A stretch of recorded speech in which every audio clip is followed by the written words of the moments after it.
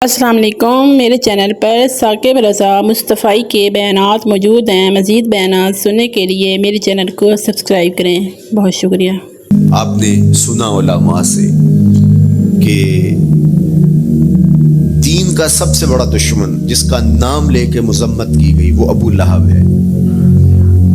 پورے قرآن میں کسی اور کافر کا ابو جہل کا نام بھی نہیں، عتبہ عتیبہ اور امیہ کا نام بھی نہیں ہے، لیکن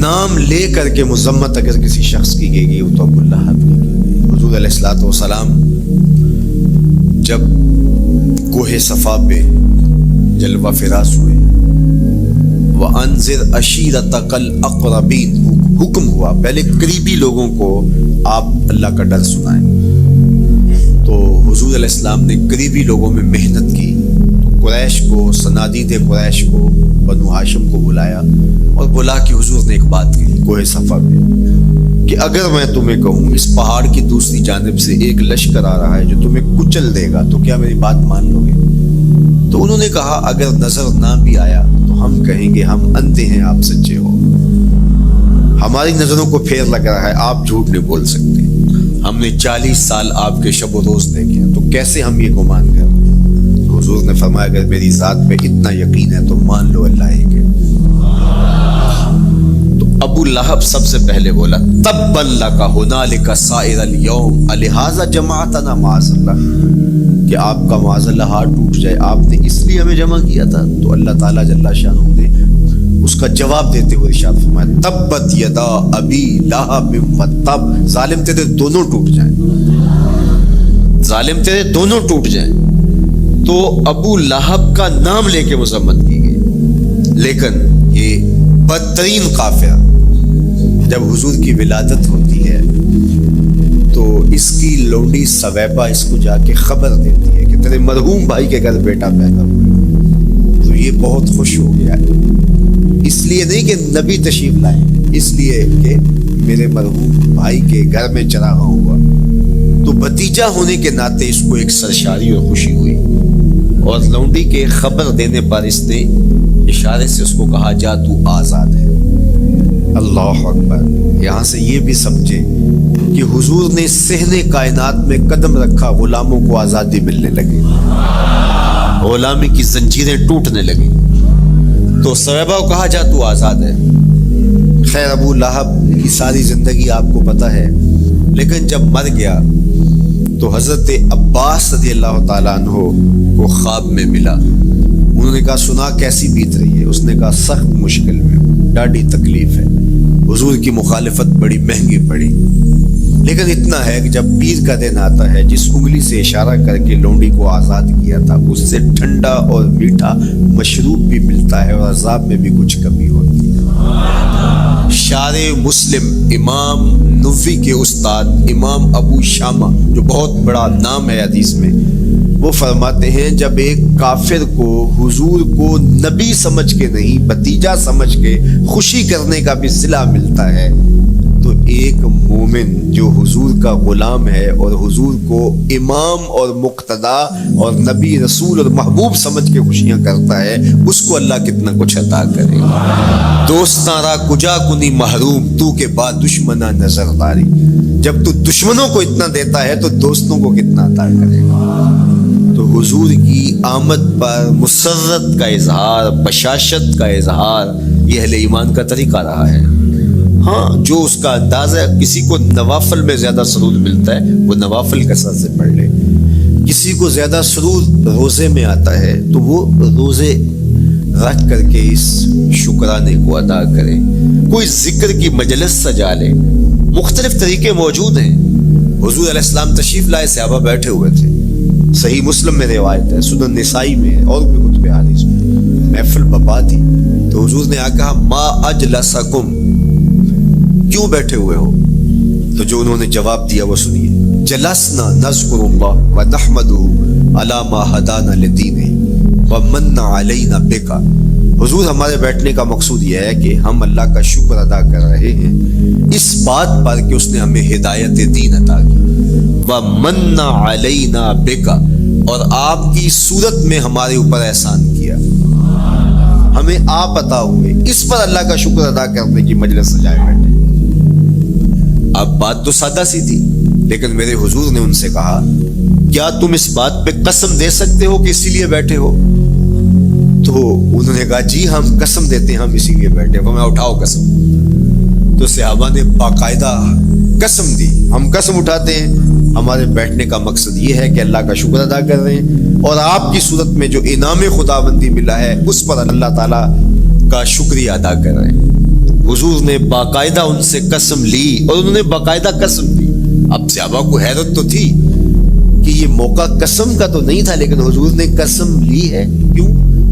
حیرت تو استجاب کی کیفیت تھی۔ حضور علیہ السلام نے فرمایا صحابہ میں تم سے جو ابھی قسم لی ہے یہ کسی تہمت کی بنیاد پر نہیں لی، یعنی تمہارے قول کی صداقت میں مجھے کوئی شک نہیں تھا کہ میں نے قسم سے تصدیق کی ہو، بلکہ اس کا سبب اور تھا۔ بعض اوقات قسم اس لیے کی جاتی ہے کہ کسی متردد ذہن کو مطمئن کرنا ہوتا ہے، اور بعض اوقات قسم واقعہ کی اہمیت کو بڑھانے کے لیے کی جاتی ہے۔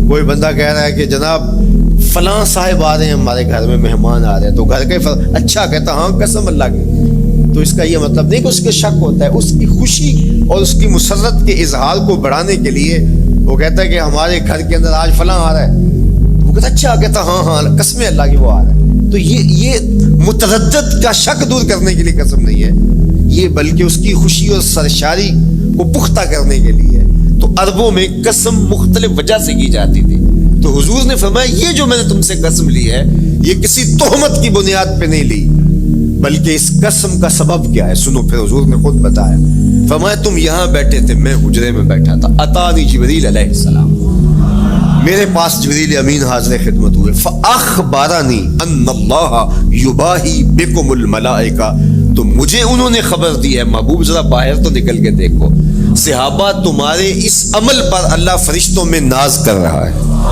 اللہ فرشتوں میں فخر کر رہا ہے کہ دیکھو میں نے ان کو نعمت دی، کتنے قدردان نکلے، اس نعمت کا شکرانہ ادا کر رہے ہیں۔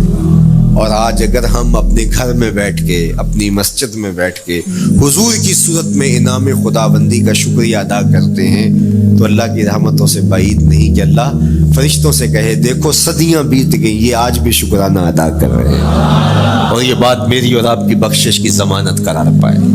تو حضور کی صورت میں جو انعام ہوا، حضرت حسان بن ثابت اکثر کہا کرتے تھے منا علینا ربنا ام بعث فینا محمدا، ہمارے رب نے ہمارے اوپر احسان کر دیا ہے کہ محمد عربی عطا کر دیے۔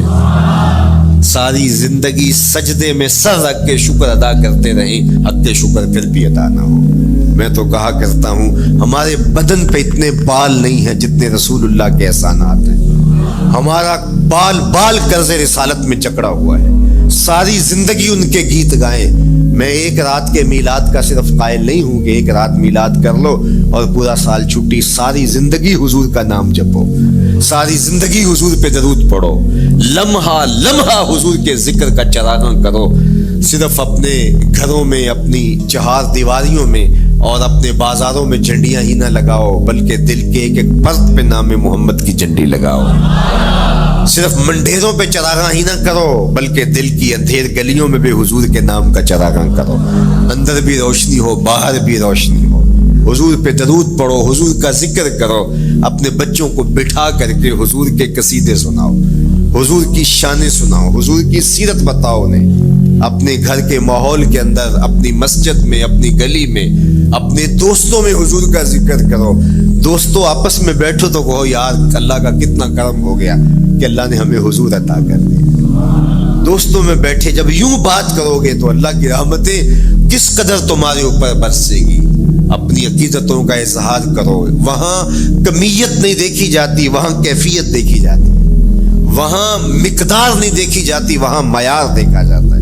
وہ چہرہ اور چہرے کا دل نہیں دیکھتے، وہ بندے کا دل دیکھتے ہیں، وہ دیکھتے ہیں کون کس خلوص کے ساتھ محبت لے کر کے آیا ہے۔ شاہ ولی اللہ محدث دہلوی بہت بڑا نام ہے، تمام مکاتیب فکر کے نزدیک معتبر نام ہے۔ شاہ ولی اللہ محدث دہلوی فرماتے ہیں میرے والد شاہ عبد الرحیم محدث دہلوی ہر سال حضور کا میلاد کرتے تھے، اور اپنی استطاعت کے مطابق لوگوں میں، آنے والوں میں کچھ کھانا بھی تقسیم کرتے. 1 سال حالات اتنے پتلے تھے کہ ان کو میسر نہ تھا کہ لوگوں کو بھرپور کھانا کھلا سکے, لیکن کہا چلو ناغہ نہ ہو, ایک تسلسل ہے جاری رہے, تو انہوں نے چنے بانٹ دیے بعد میں. لیکن دل میں تشویش تھی کہ اس مرتبہ من کی منشا پوری نہیں ہوئی, تو اسی حالت میں سو گئے. سوئے تو مقدر جاگا, حضور کا دیدار نصیب ہوا, اور جس نے حضور کو خواب میں دیکھا اس نے حضور کو ہی دیکھا.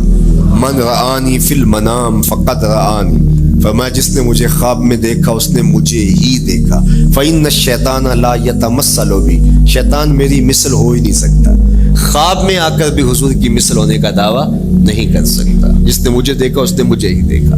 اور دوسری بات, حضور جس کے خواب میں آئے قصد, ارادے اور مرضی سے آئے. تیسری بات, حضور علیہ الصلوۃ والسلام نے خواب میں کسی کو کچھ عطا کیا تو وہ حقیقت میں عطا کیا. ویسے میں خواب میں کسی سے کچھ لیتا ہوں, آپ خواب میں کسی سے کچھ لیتے ہیں یا کسی کو کچھ دیتے ہیں تو وہ محض خواب ہوتا ہے. آپ نے کسی سے قرض لینا ہو تو وہ خواب میں آ کے ادا کرتے ہیں, تو صبح اٹھ کے کھاتے سے نام کاٹ دیں گے, آپ کہیں گے خواب میں ادا کیا. بھوک میں تڑپتے سو گئے, رات عالی نصب ہوٹل سے کھانا کھاتے رہے, صبح بھوک محسوس کریں گے یا نہیں؟ خواب میں کھایا ہے نا. وہ کیا کسی نے کہا 100 بار میرے ہاتھوں میں تیرا دامن آیا, جب آنکھ کھلی تو اپنا ہی گرے پان تھا. کچھ نہیں ہوتا, خواب محض خواب ہوتا ہے. لیکن اگر حضور کسی کو خواب میں کچھ عطا کرے, امام بوصیری سے پوچھو, رات چادر ملتی ہے, صبح اٹھتے ہیں کندھوں پہ موجود ہوتی ہے. حضور عطا کرتے ہیں تو حقیقت میں عطا کرتے ہیں. امام سخاوی نے القول البدیع میں لکھا ہے, ایک شخص حضور کے روضے پہ کھڑا ہے اور کیا کہتا ہے, آنا ضیف ہوگا, میں آپ کا مہمان ہوں, اور آپ کے ہوتے ہوئے کسی اور در پہ تو نہیں جانا. آقا جی میں تیرا ہو کے خیر منگاں در درتا, مریل کتا کیوں اخواواں ایڈے بختاں ورتا. جب میں تیری چوکھٹ پہ ہوں تو کسی اور سے کیوں مانگوں. اور میرے امام بولے, کون دیتا ہے دینے کو منہ چاہیے, دینے والا ہے سچا. ہمارا کوئی جھولی میں چند ٹکڑے ڈال بھی دے تو ساری زندگی جتلائے گا. اللہ اکبر. عارف عبد المتین نے تو قلم توڑ دیا نا. اور جتنے بھی سہارے ہیں سبک کرتے ہیں, عزت نفس بڑھاتا ہے سہارا تیرا. ہر آسرا کمزور کرتا ہے لیکن نبی کا آسرا سر بلند کرتا ہے. کسی چودھری کا, خان وڈیرے کا مانگت سر اٹھا کے چل سکتے کہ میں فلاں کا مانگت ہوتا ہوں اور جس کو خیرات مدینے کی گلی سے ملی ہو. اسی لیے میرے امام نے مشورہ دیا, ٹھوکریں کھاتے پھرو گے ان کے در پہ پڑ رہو, قافلہ تو اے رضا اول گیا آخر گیا. وہ کھڑا ہی حضور کے روضے پہ اور کیا کہتا ہے, آنا ضیف ہوگا, میں آپ کا مہمان ہوں, اور آپ کے ہوتے کسی اور در پہ جاؤں. اللہ اکبر. یہ کہتے کہتے آنکھ لگ گئی. حضور خواب میں تشریف لائے, دائیں ہاتھ میں روٹی تھی, عطا کرتے ہو, میں خود لے لے. کہتا میں نے خواب میں کھانا شروع کر دی, ابھی آدھی روٹی کھائی تھی, پوری روٹی نہیں کھائی تھی, آدھی روٹی کھائی تھی کہ میری آنکھ کھل گئی. جب آنکھ کھلی تو دوسرا آدھا ٹکڑا میرے ہاتھ میں موجود تھا. وہ دیتے ہیں تو حقیقت میں دیتے ہیں.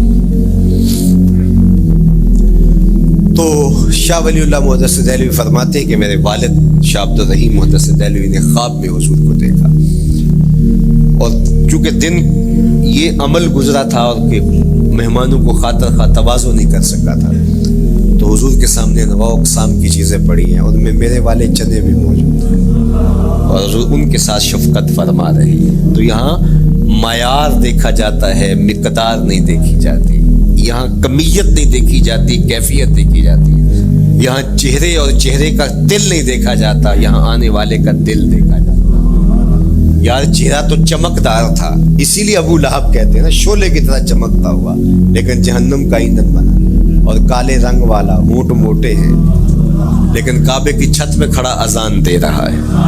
اذان ازل سے تیرے عشق کا ترانہ بنی, نماز تو اس کی دید کا ایک بہانہ بنی. ادائے دید سراپا نیاز تھی تیری, کسی کو دیکھتے رہنا نماز تھی تیری.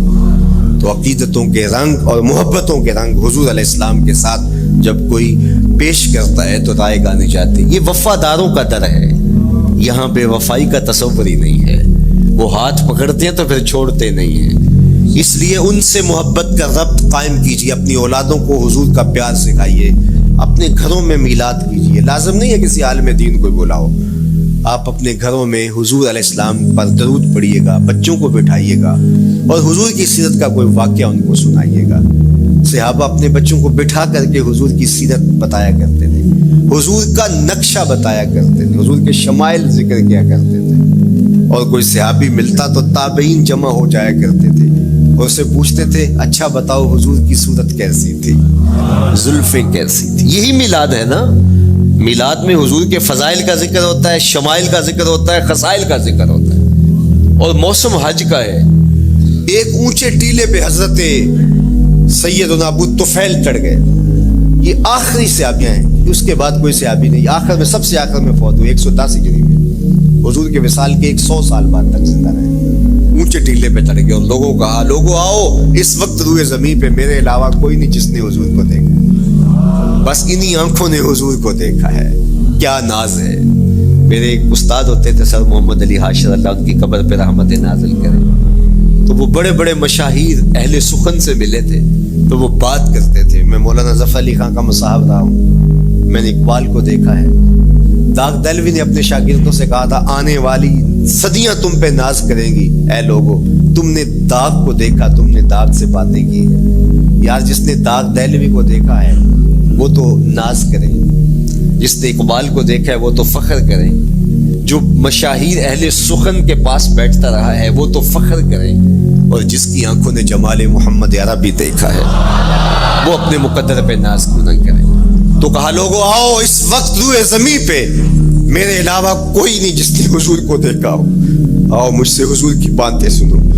لوگ جمع ہو گئے اور کہا صف لنا رسول اللہ، تم نے حضور کو دیکھا ہے تو بتاؤ حضور کیسے تھے۔ تو حضرت ابو طفیل نے 3 لفظوں میں حضور کا حلیہ بیان کیا، یاد کر لو۔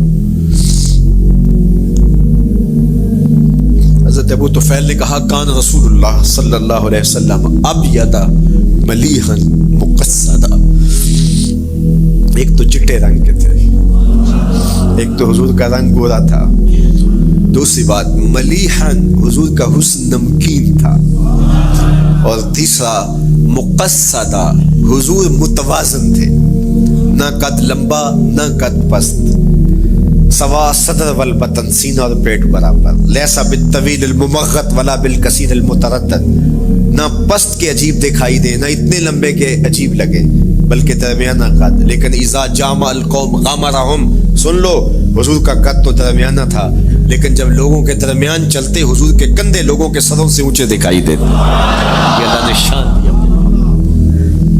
مکھ چند بدر شاہ شانی، متھے چمک دی لاٹ، کالی زلف تے اکھ مستانی،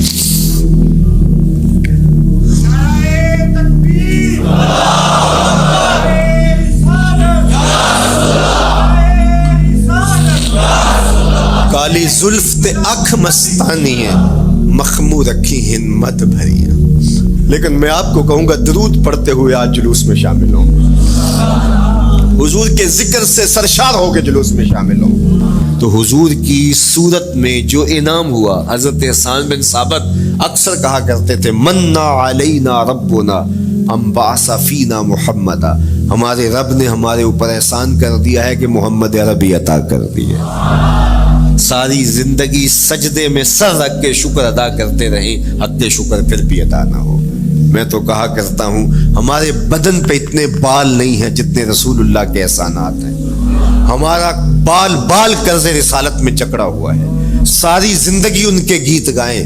میں ایک رات کے میلاد کا صرف قائل نہیں ہوں کہ ایک رات میلاد کر لو اور پورا سال چھٹی، ساری زندگی حضور کا نام جپو، ساری زندگی حضور پہ درود پڑھو، لمحہ لمحہ حضور کے ذکر کا چراغاں کرو، صرف اپنے گھروں میں، اپنی چہار دیواریوں میں اور اپنے بازاروں میں جھنڈیاں ہی نہ لگاؤ بلکہ دل کے ایک ایک پرت پہ نام محمد کی جھنڈی لگاؤ، صرف منڈیروں پہ چراغاں ہی نہ کرو بلکہ دل کی اندھیر گلیوں میں بھی حضور کے نام کا چراغاں کرو، اندر بھی روشنی ہو باہر بھی روشنی ہو، حضور پہ درود پڑھو، حضور کا ذکر کرو، اپنے بچوں کو بٹھا کر کے حضور کے قصیدے سناؤ، حضور کی شانیں سناؤ، حضور کی سیرت بتاؤ انہیں، اپنے گھر کے ماحول کے اندر، اپنی مسجد میں، اپنی گلی میں، اپنے دوستوں میں حضور کا ذکر کرو، دوستو آپس میں بیٹھو تو کہو یار اللہ کا کتنا کرم ہو گیا کہ اللہ نے ہمیں حضور عطا کر دیا. دوستوں میں بیٹھے جب یوں بات کرو گے تو اللہ کی رحمتیں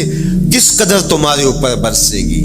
اپنی عقیدتوں کا اظہار کرو. وہاں کمیت نہیں دیکھی جاتی, وہاں کیفیت دیکھی جاتی ہے.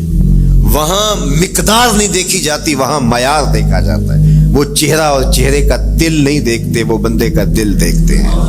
وہ دیکھتے ہیں کون کس خلوص کے ساتھ محبت لے کر کے آیا ہے. اور جس کی آنکھوں نے جمال محمد عربی دیکھا ہے وہ اپنے مقدر پہ ناز کیوں نہ کرے. تو کہا لوگوں آؤ اس وقت روئے زمین پہ میرے علاوہ کوئی نہیں جس نے حضور کو دیکھا ہو, آؤ مجھ سے حضور کی باتیں سنو. لوگ جمع ہو گئے اور کہا صف لنا رسول اللہ, تم نے حضور کو دیکھا ہے تو بتاؤ حضور کیسے تھے. تو حضرت ابو طفیل نے 3 لفظوں میں میرے حضور کا حلیہ بیان کیا, یاد کر لو. حضرت ابو طفیل نے کہا کان رسول اللہ صلی اللہ علیہ وسلم ابیض ملیحا مقصدا. ایک تو چٹے رنگ کے تھے, ایک تو حضور کا رنگ گورا تھا. دوسری بات ملیحن حضور کا حسن نمکین تھا. اور تیسرا مقصدا حضور متوازن تھے, نہ قد لمبا نہ قد پست. سوا صدر والبطن سینہ اور پیٹ برابر. لیسا بالطویل الممغط ولا بالکثیر المتردد, نہ پست کے عجیب دکھائی دے نہ اتنے لمبے کے عجیب لگے بلکہ درمیانہ قد. لیکن اذا جامع القوم غامرہم, سن لو حضور کا قد تو درمیانہ تھا لیکن جب لوگوں کے درمیان چلتے حضور کے کندھے لوگوں کے سروں سے اونچے دکھائی دیتے. یہ اللہ نے شان دی اپنے محبوب. مکھ چند بدر شاہ شانی, متھے چمک دی لاٹ, کالی زلف تے اکھ مستانی.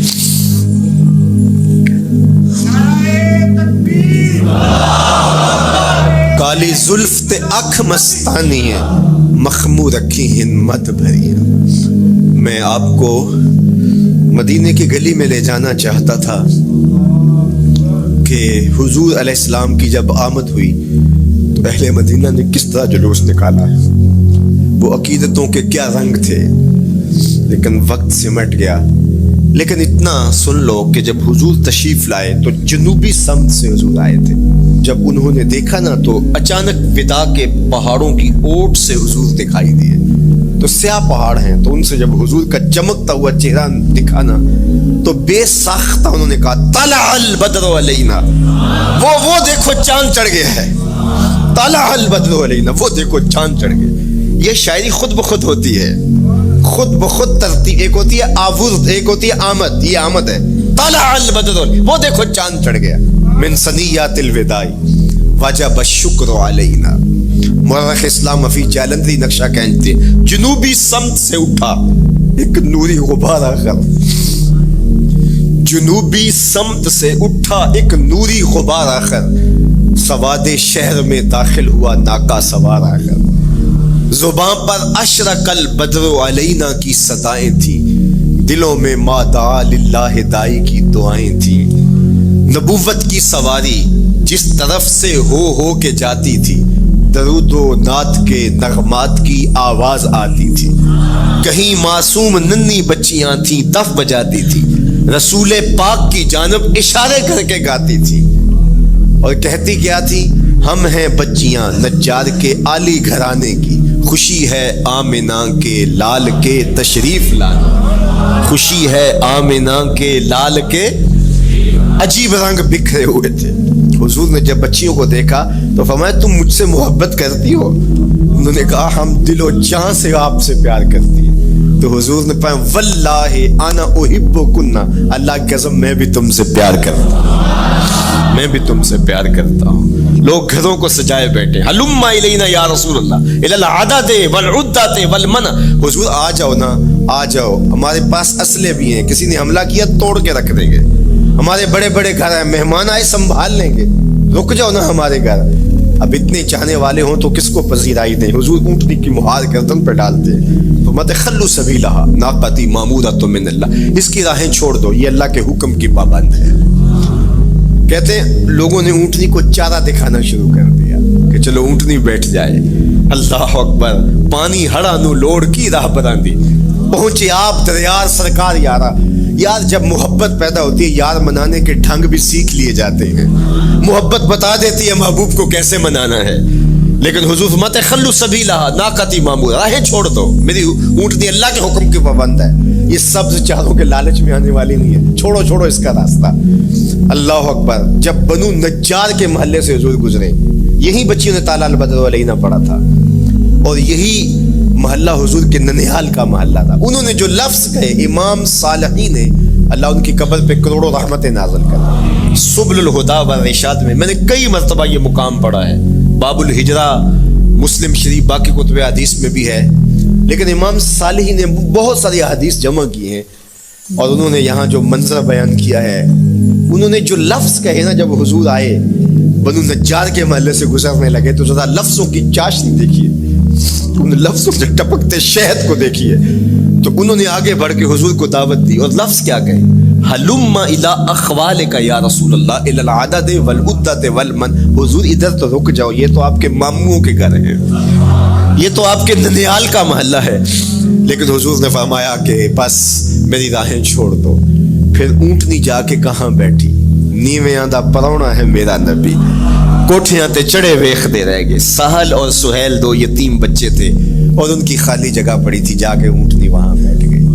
اٹھایا گیا پھر بیٹھ گئی. قریب ترین مکان حضرت ابو ایوب انصاری کا تھا. دوڑے آئے, سامان اتارنے لگے, کہا حضور اونٹنی کو اب نہ اٹھاؤ, اب تو میرے بخت جاگ پڑے. پھر ان کی کیفیت کیا تھی, امروز شاہ شاہاں مہمان شدست مارا.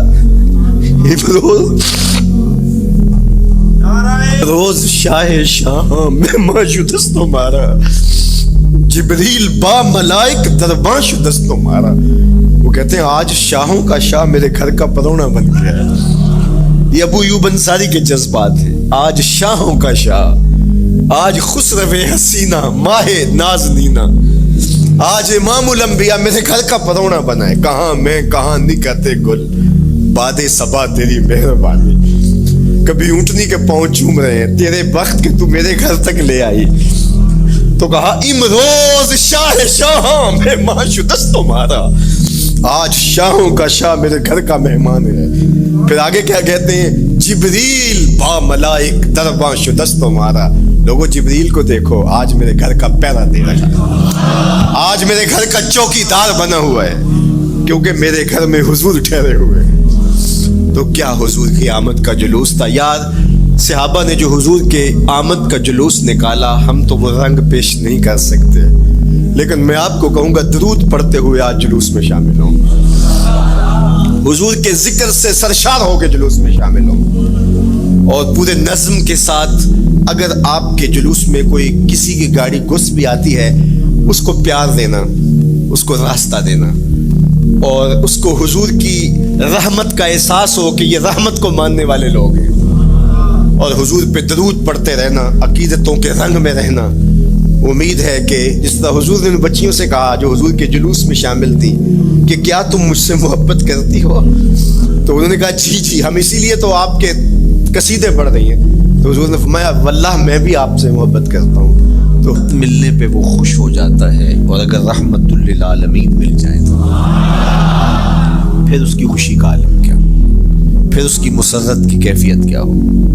یہ بات ذہن میں رکھیے کہ حضور کی آمد پر مسرت کا اظہار کرنا, خوشی کا اظہار کرنا, اس میں تو کوئی اختلاف نہیں ہے. امت کا کوئی بھی طبقہ اس کا انکار نہیں کرتا کہ یہ خوشی کی بات نہیں ہے. خوشی کی بات ہے. ہر دور میں اور ہر علاقے کے اپنے اظہار کے سلیقے ہوتے ہیں اور طریقے ہوتے ہیں. اگر وہ شریعت کے مزاج سے متصادم نہ ہوں تو ان کو اختیار کرنے میں کوئی حرج نہیں ہے. پھر مرور زمانہ کے ساتھ بدلتے ہوئے تقاضے ہوتے ہیں. کسی زمانے میں تلواروں کے ساتھ, تیروں کے ساتھ لڑائی ہوتی تھی اور وہ جہاد اسلامی قرار پاتا تھا. آج کی لڑائی میزائلوں کے ساتھ اور ٹینکوں کے ساتھ ہے, اور یہ بھی جہاد اسلامی قرار پاتا ہے. کوئی کہے کہ تیر و تفنگ کو چھوڑ کے، نیزہ و بالا کو چھوڑ کے، شمشیروں کو چھوڑ کے یہ میزائلوں پہ آ جانا، یہ ٹینکوں پہ اور یہ جدید آلات حرب پہ آ جانا، یہ دانشمندی نہیں ہے، یہ سنت سے انحراف ہے۔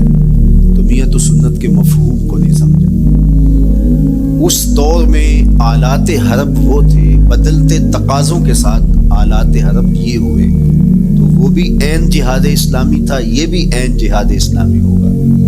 اسی طرح خوشی کے مختلف طریقے ہیں۔ کسی زمانے میں بالکل پرانے لوگ جانتے ہیں، جب کسی کے ہاں خوشی آتی تو وہ گڑ کی روڑیاں بانٹتا، یہ پرانا طریقہ۔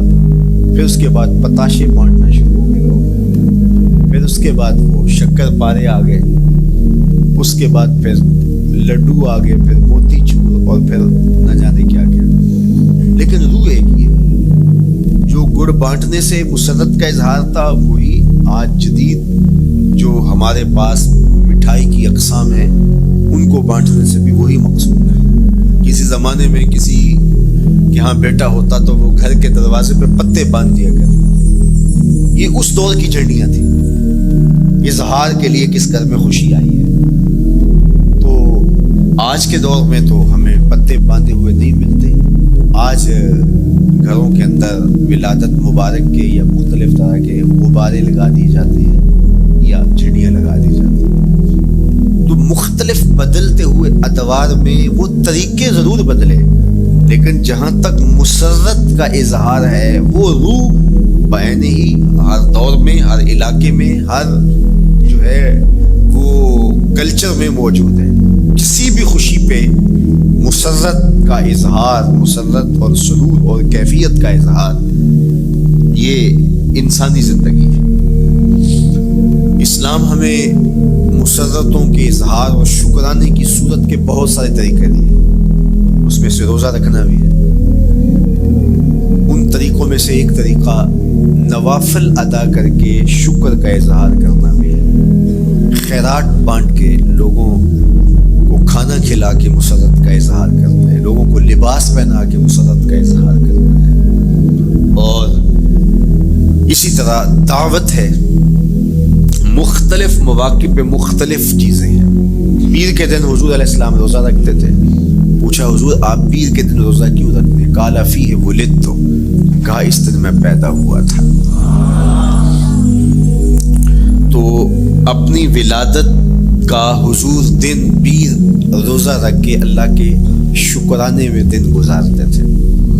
وہ حضور علیہ السلام کی زندگی کا ایک ایک لمحہ رب کے تشکر میں بسر ہوتا ہے، لیکن حضور نے اس کی وجہ بیان کر دی کہ میں اس دن کا روزہ خاص طور پہ اس لیے رکھتا ہوں، فیہ ولدت، اس دن میری ولادت ہوئی تھی۔ ہمیں تسکین پہنچتی ہے، قرار ملتا ہے جب ہمارے لبوں پہ آقا کریم کا مبارک نام آتا ہے۔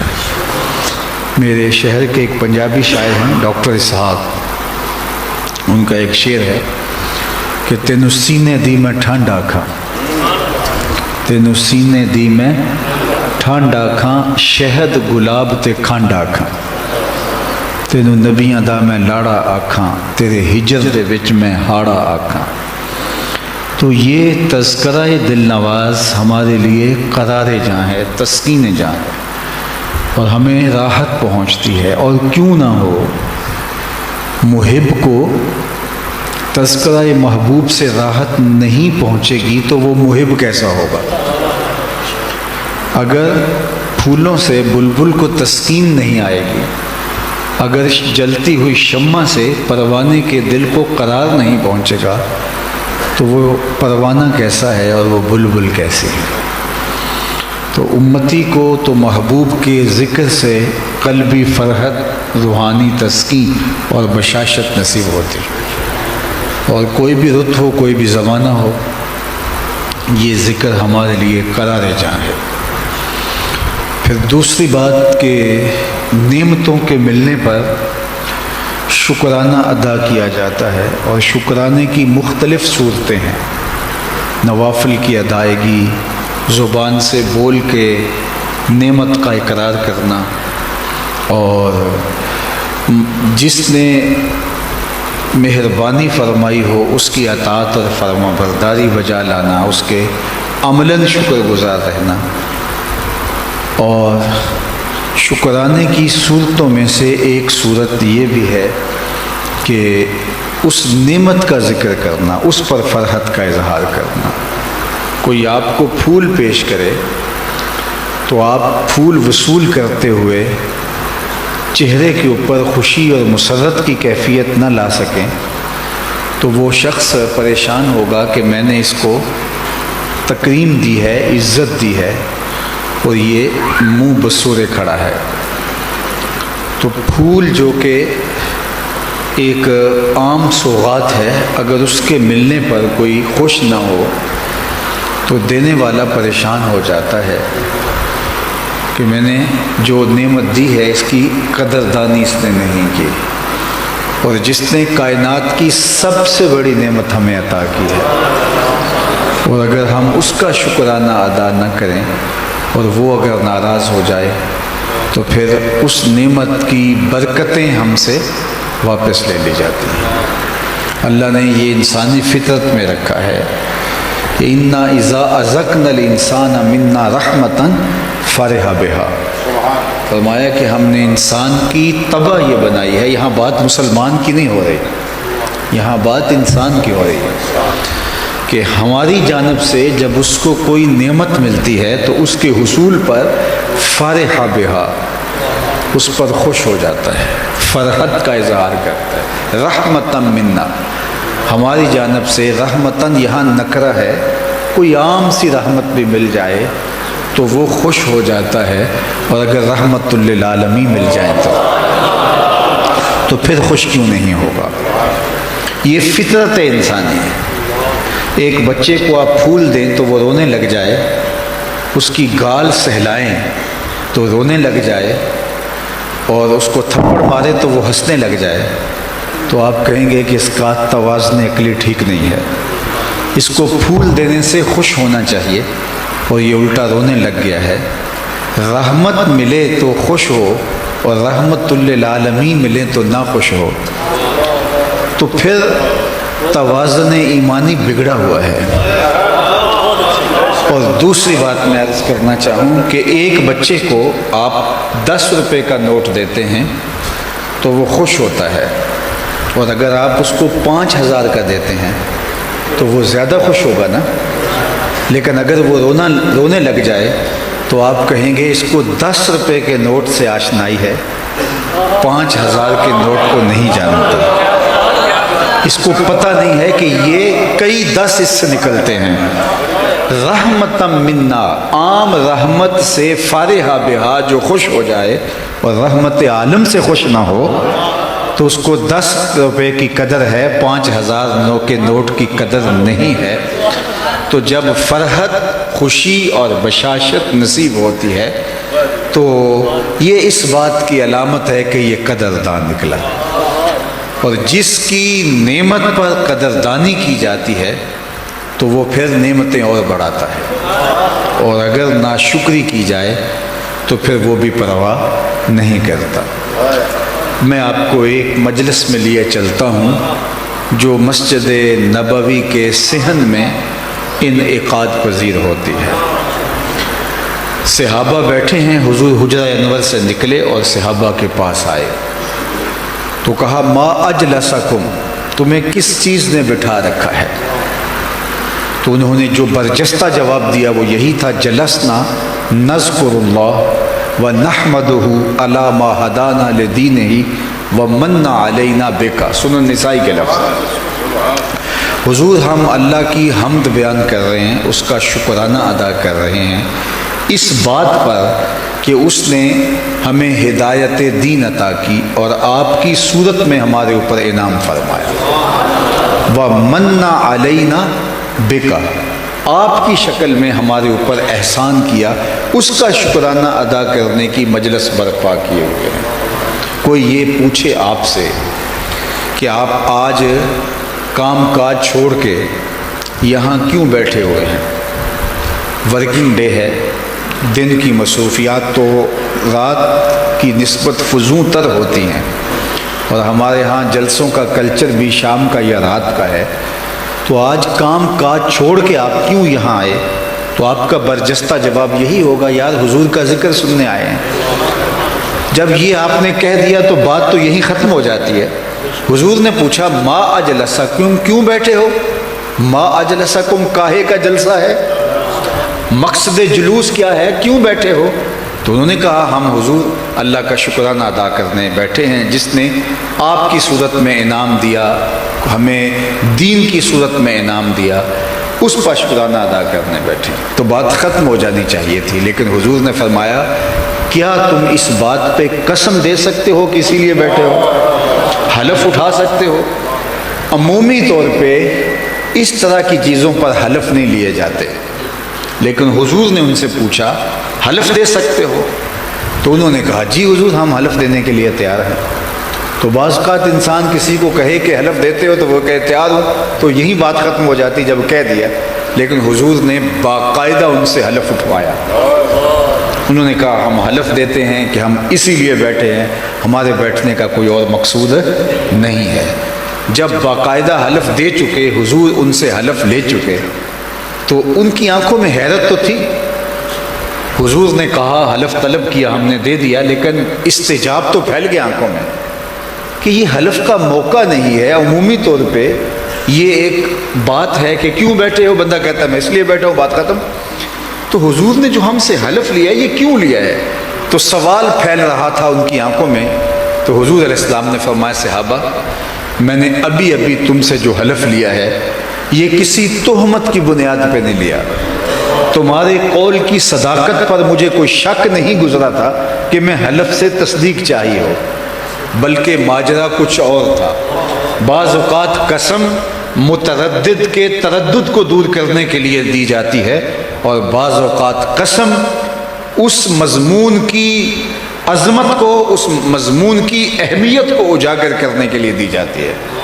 تو کہا کہ میں تہمت کی بنیاد پر تم سے حلف نہیں لیا، بلکہ ماجرا اور تھا، اور وہ یہ کہ تم یہاں بیٹھے ذکر کر رہے تھے اور میں حجرے میں تھا۔ اتانی جبریل علیہ السلام، میرے پاس جبریل امین حاضر خدمت ہوئے، فاخبرنی ان اللہ یباہی بکم الملائکہ، انہوں نے کہا محبوب آپ یہاں بیٹھے ہیں، ذرا باہر تو نکل کے دیکھیے، آپ کے صحابہ کے اس عمل پر اللہ ملأ اعلیٰ میں فرشتوں میں ناز کر رہا ہے۔ وہ عمل کون سا تھا جس پہ رب رب ہو کے ناز کر رہا ہے؟ وہ حضور کی صورت میں انعام خداوندی پر شکرانے کی مجلس تھی، جس پر اللہ فرشتوں میں ناز کر رہا ہے کہ دیکھو میں نے نعمت دی، کتنے قدردان نکلے۔ اللہ کی رحمتوں سے بعید نہیں کہ آج کی مجلس قبول کر لی جائے اور اللہ فرشتوں سے کہے دیکھو صدیاں بیت گئی اور یہ آج بھی بیٹھ کے اس نعمت کا شکرانہ ادا کر رہے، اور یہ میری اور آپ کی بخشش کی ضمانت بن جائے۔ باقی جہاں تک اس نعمت عظمیٰ کے شکرانے کا حق ہے وہ ہم سے ادا نہیں ہو پائے گا۔ ایک دوپہر کی مجلس کیا ساری زندگی ان کے نام لگا دیں، حق کے شکر پھر بھی ادا نہ ہو۔ ہمارے بدن پہ اتنے بال نہیں ہیں جتنے رسول اللہ کے احسانات ہیں۔ ہمارا بال بال قرض رسالت میں جکڑا ہوا۔ خدا شناسی تو بڑی دور کی بات ہے، ہم خود شناس بھی نہ ہوتے اگر حضور نہ آتے۔ ہمیں یہ بھی علم نہ ہوتا کہ ہم کون ہیں، ہمیں اپنے آپ سے بھی آگہی نہ ہوتی۔ مجھے بتائیے انسان اشرف المخلوقات ہونے کے باوجود وَلَقَدْ كَرَّمْنَا بنی آدمہ کا تاج اس کے سر پہ رکھا ہے، لیکن یہ اپنی پیشانی کے تقدس کو کہاں کہاں پامال نہیں کرتا رہا۔ اس نے مٹی کے مادھوؤں کو، لکڑی کے اوثان کو، پتھر کے اصنام کو، حشرات الارض کو، چوپایوں کو، مظاہر فطرت کو، وحوش و طیور کو، چلتے پانیوں کو، اور جلتی آگ کو اور چلتی ہواؤں کو اس نے اپنا معبود سمجھا۔ انسان کی تاریخ تو اتنی شرمناک ہے، یہ جو مچھلی ایک زمانے میں یہ بھی انسان کا معبود رہا، اتنے سانپوں اور بچھوؤں کو خدا بنا کے پوجا۔ اس نے آٹا گوندھ کر کے اس کا ایک معبود تیار کیا، پھر دھوپ میں رکھ کے خشک کیا، پھر اس کے آگے اپنی پیشانی کا تقدس پامال کرتا رہا۔ اور جب بھوک نے تنگ کیا تو پتھر پہ رکھ کے اسی خدا کو کوٹ کے پھر اس میں پانی ڈال کے اس کو گوندھ کر کے روٹی پکائی اور کھاتے ہوئے کہا میرے خدا اب کام نہیں آئے گا تو کب آئے گا، اب تو بھوک سے میری جان نکل رہی ہے۔ یہ تھا حضرت انسان کی زندگی کا وہ پہلو کہ خدا شناسی تو دور کی بات ہے، خود شناس بھی نہیں تھا۔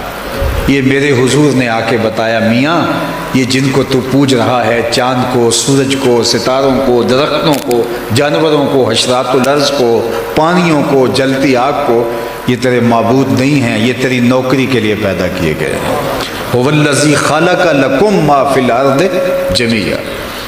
نہیں تو دیکھ چاند کو پوچھتا ہے، یہ دیکھ انگلی اٹھتی ہے اور وہ ٹکڑے ہو کے قدموں میں آتا ہے۔ سورج کو پوچھتا ہے، یہ دیکھ اشارہ ہوتا ہے اور وہ بھاگتا ہوا عصر کے وقت پہ آتا ہے۔ درختوں کو پوچھتا ہے، چل میں نہیں تو ہی جا کے کہہ دے تمہیں اللہ کا رسول بلا رہا ہے۔ درخت دوڑتے ہوئے آتے ہیں اور قدموں میں سلامی دیتے ہیں۔ پتھروں کو پوچھتا ہے، دیکھ پتھر مٹھی ابو جہل کی میں بند ہیں لیکن کلمہ محمد عربی کے پڑھ رہے ہیں۔ اب انسان کی آنکھ کھلتی ہے کہ جن کو خدا مانتا رہا وہ تو کسی کے اشاروں پہ گھوم رہے ہیں، وہ تو کسی کے اشاروں پہ رقص کرتے چلے جا رہے ہیں۔ اب وہ اس کی آنکھ کھلتی ہے اور اسے خودی کا نور نصیب ہوتا ہے۔ اب اس کا لہجہ بدلتا ہے، اب اس کی بدلی ہوئی ٹون دیکھیے، اب وہ بولتا ہے فرشتہ کہنے سے میری توقیر گھٹتی ہے، میں مسجود ملائک ہوں، مجھے انسان رہنے دو۔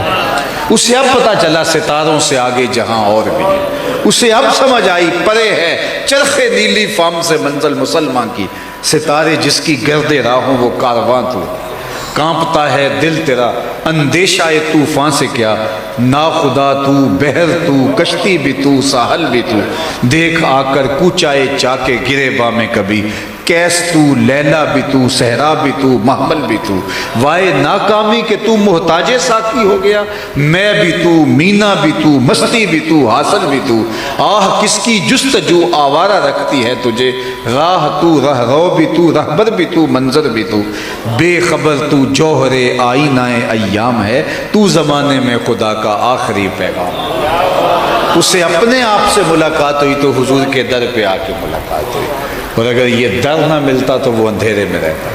نہیں تو یہ ابھی بارڈر کراس کریں تو وہاں قوم بستی ہے ایک، اور انہیں حضور کا در نہیں ملا، پی ایچ ڈی ڈاکٹر ہے، کتنی بھاری بھرکم ڈگری ہے، اور پتھر کے آگے ہاتھ جوڑ کے کھڑا ہے، جو اپنے بدن پہ بیٹھی مکھی بھی نہ اڑا سکے وہ اس سے اپنی حاجتیں مانگ رہا ہے۔ MBBS ڈاکٹر ہے اور گائے کے پیشاب کو تبرک سمجھ کے چسکیاں لے کے پی رہا ہے، اس کی طبع میں کوئی نفاست نہیں، اس کی طب نے اسے کچھ نہیں بتایا۔ دوسری جانب میں ایک دیہات کا رہنے والا ہوں، میں نے اپنے گاؤں کی مسجد میں ایک بچے کو دیکھا، 8-9 سال کا ہوگا، اپنے پانچے کو مل مل کے دھو رہا تھا، تو میں نے کہا کہ تم نے اتنا زیادہ پانی کھولا، جھڑکنے کے لہجے میں۔ وہ لجاجت بھرے لہجے میں مجھے جواب دیتا ہے کہ حضرت میں سکول جا رہا تھا، گلی میں گزرتے ہوئے کسی جانور کے پیشاب کے چھینٹے میرے پانچے پہ گر گئے۔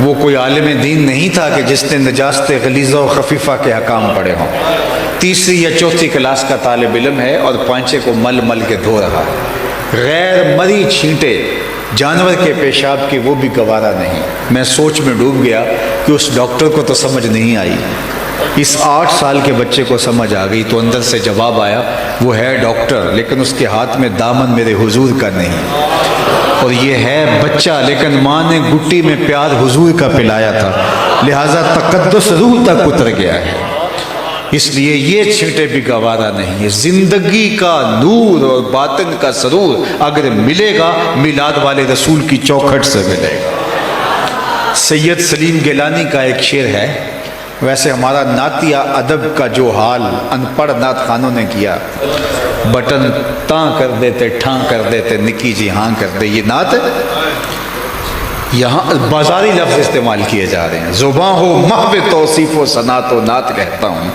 بنے جب دھڑکنے صلی اللہ تو نعت کہتا ہوں، یہ بہت بلند ہے۔ اب نعت کا یہ شعر دیکھیے، میری ساری گفتگو کا اگر آپ اس کو خلاصہ کہہ سکیں تو کہہ سکتے ہیں، سید سلیم گیلانی مرحوم نے کہا تھا، نہ خرد کی روشنی تھی نہ جنوں کی آگ ہی تھی، تیری رہبری سے پہلے یہ جہاں جہاں نہیں تھا، تیری رہبری سے پہلے یہ جہاں جہاں نہیں تھا، تیرے آستان سے پہلے کوئی آستان نہیں تھا، میں وہ زمین تھی جس کا کوئی آسمان نہیں تھا۔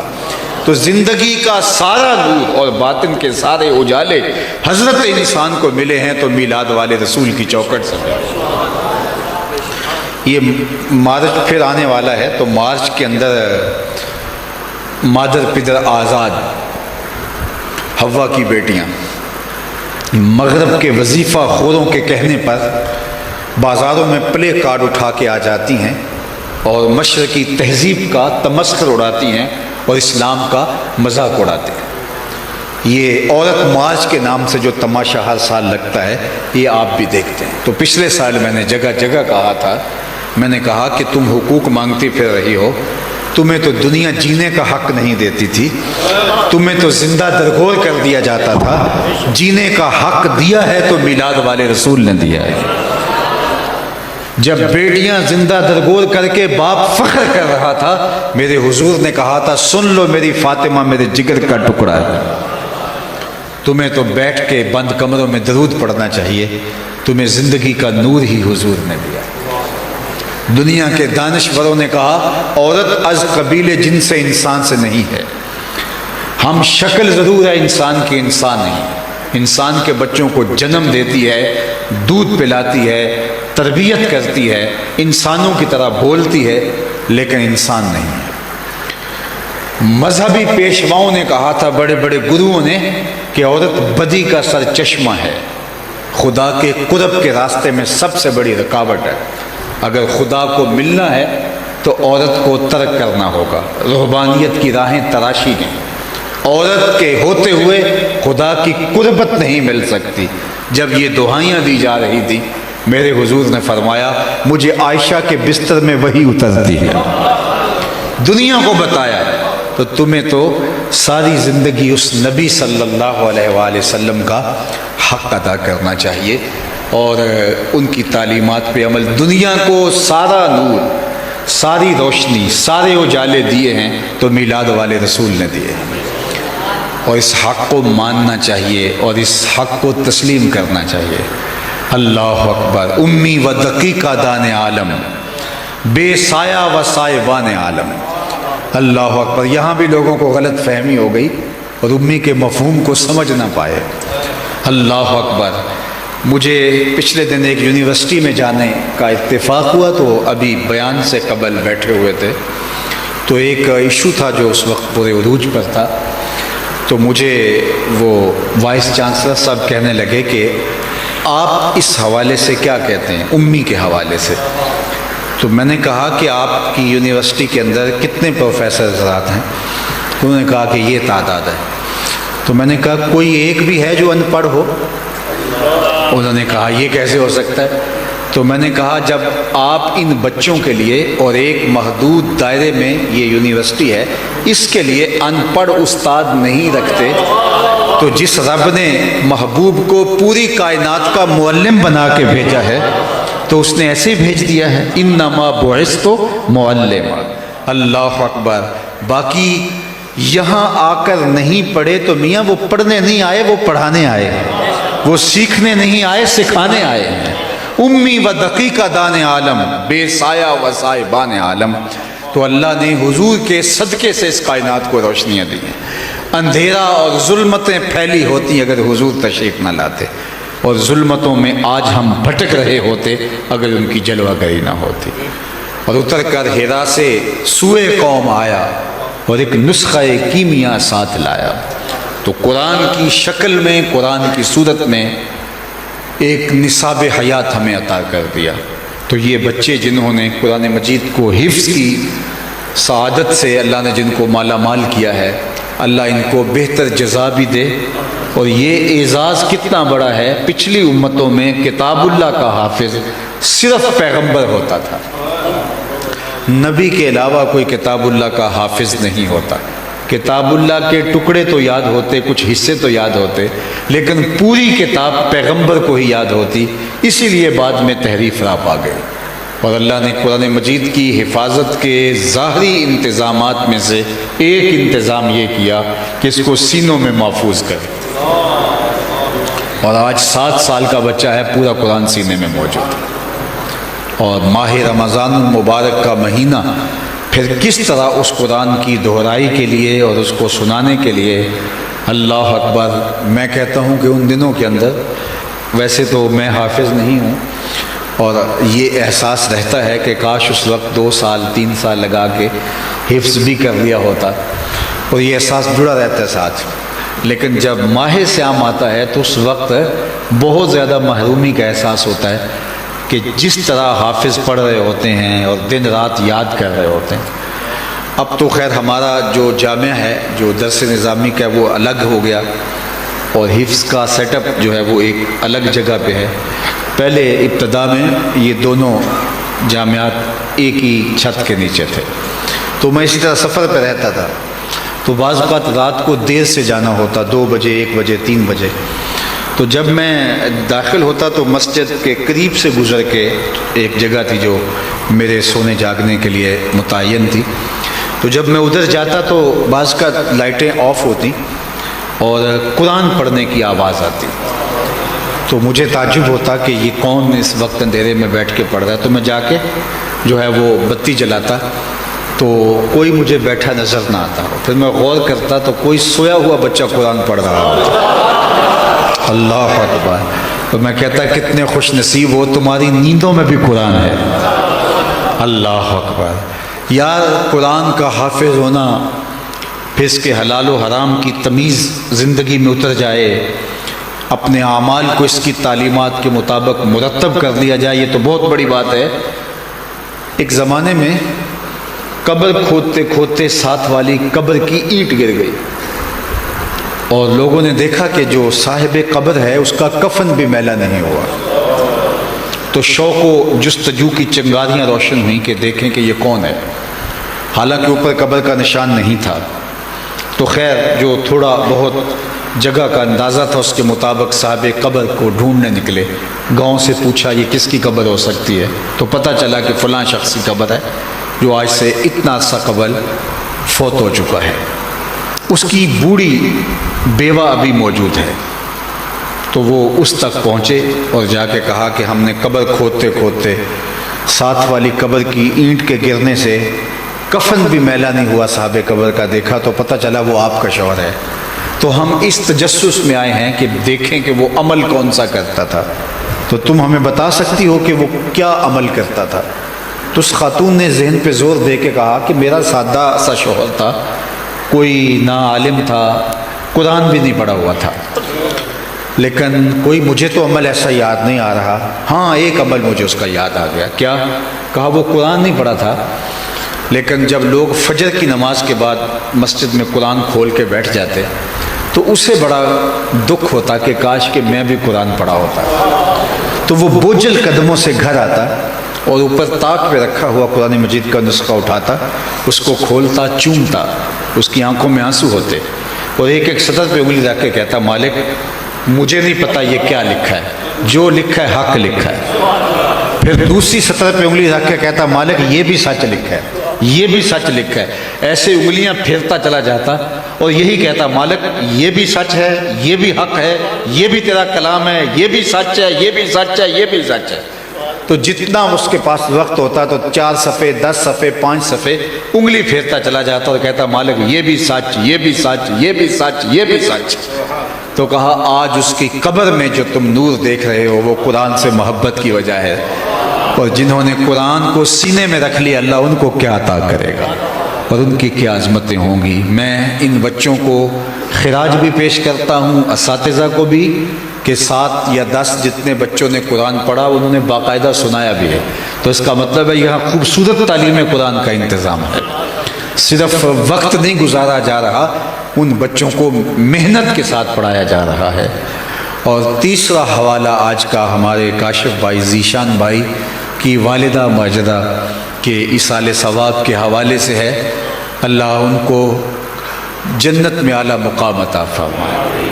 مائیں اللہ کی رحمتوں کا ایک مجسم روپ ہوتی ہیں، یعنی اللہ کی رحمت کو کسی مجسم پیکر میں دیکھنا چاہو تو وہ ماں کا وجود ہے۔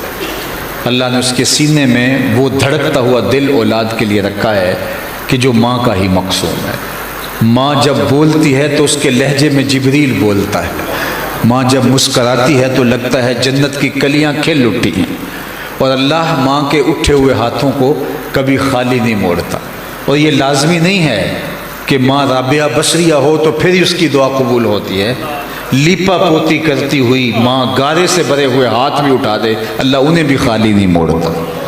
اللہ نے اس کے سینے کے اندر وہ درد، وہ محبت، وہ پیار اولاد کے لیے رکھا ہے کہ جس کی کوئی مثال نہیں ہے۔ اقبال کی جب ماں کا انتقال ہوا تو اس وقت وہ دیار غیر میں تھے، تو انہوں نے ایک طویل مرثیہ والدہ مرحومہ کی یاد میں، یہ عنوان ہے، آج بھی کلام اقبال میں موجود ہے، آپ اس کو، آپ کے جو طویل نظمیں ہیں ان میں سے یہ ایک نظم ہے، اس میں موت و حیات کا فلسفہ اور ارتقاء کا فلسفہ اور بہت ساری چیزیں بیان کی ہیں، لیکن وہاں اس کی ابتدائیے میں ماں کو یاد کر کے اقبال کہتے ہیں کہ آہ وطن میں ہوگا اب کس کو میرا انتظار، کون میرا خط نہ آنے سے رہے گا بے قرار، آرزو لے کر تیری خاک مرکد پہ آؤں گا، اب دعائے نیم شب میں کس کو میں یاد آؤں گا، کون پچھلے پہر اٹھ کے دعا کرے گا۔ ہر ایک سے کہنا ہی پڑتا ہے نا جناب دعا کیجئے، عالم دین سے بھی، پیر صاحب سے بھی، اور حاجی صاحب سے جناب وہاں جا رہے ہو، معتمر سے،